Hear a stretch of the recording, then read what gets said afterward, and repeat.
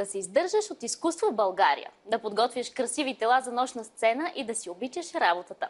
Това е възможно и го доказва един млад творец, който реализира своята мечта и я превръща в професия.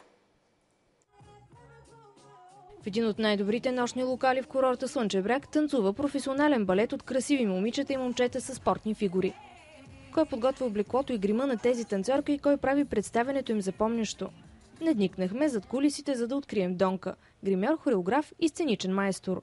Тя споделя, че е щастлива от творческата си професия и подкрепена от цялото си семейство.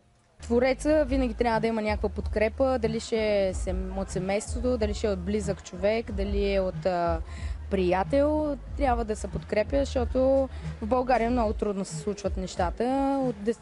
Да печелиш и да се издържаш и да живееш от изкуство почти е невъзможно. 29-годишната мечтателка от град Чирпан е успяла да постигне забележителни превъплъщения на балета. На сцената вече са излизали танцорки, пеперуди, тела от венециански карнавал с маски, родео или R&B красавици. А още по-интересно е това, че Донка сама изработва костюмите, сама избира аксесуарите и сама подготвя визията на момичетата. И вярва, че с времето идеите стават по-добри, а трудът по-ценен.